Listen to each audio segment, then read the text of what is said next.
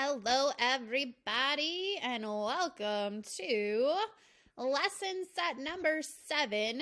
We are going to continue to talk about verbs. So I have a couple of, grammar jokes, because why not? So the ED and the ING, walking along the road, easy. These guys have been known to take action in the past. Get it? ED usually shows us past tense verbs. How about this one? Tense, moody, irregular. The llama says you must be a verb. Okay, one more. How about this one?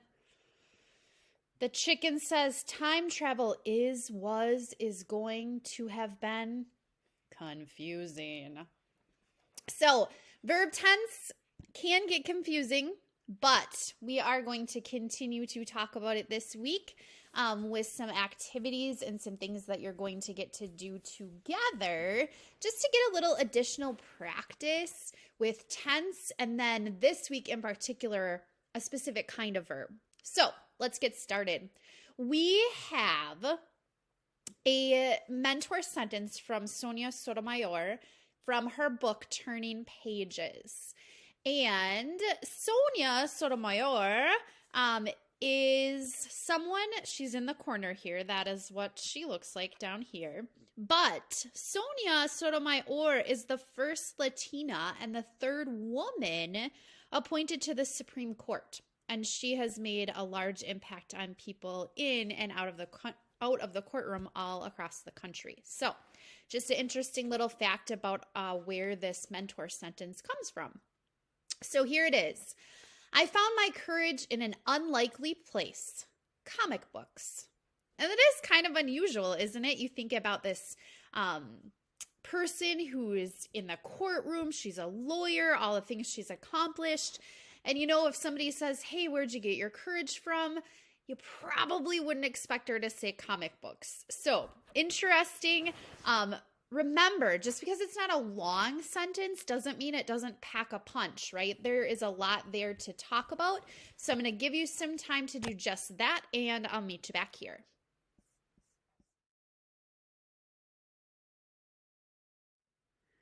All right, friends, let's talk a little bit about what you might have discussed together. So right away, we know that here's a capital letter. We have a period at the end, which tells us how to read the sentence. It is a statement.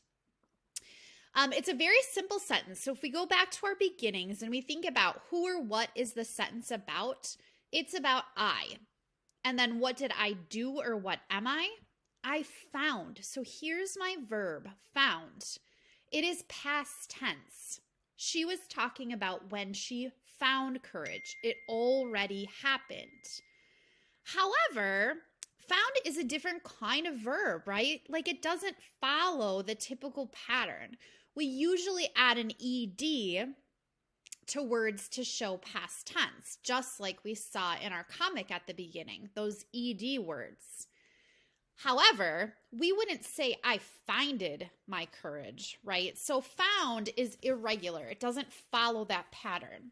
And unfortunately, there really isn't any way there's no pattern. It's just one of those things that we have to practice and we just have to know. Of course, you can always look it up, right? We can use our resources, so it's not necessary to memorize all these, but it is important to know them, and so that when you speak, you're able to speak in a manner that makes sense to your audience. The other thing you might have talked about is this dash. And we're going to be talking more about dashes later in the year, but this dash is something that joins two things very closely together, but it also is something that is pretty dynamic. So it really adds some, for a sentence that's very short and has a period, right? Like the exclamation mark shows excitement. And so she probably didn't want to show like excitement necessarily, but maybe she wanted it to be dynamic. Maybe she wanted to really show importance here. And so that's why she's got that dash. It's closely related, but it also shows some importance and some dynamic wording. So, some things that you might have talked about some other things, but those are the big pieces that I wanted you to pull.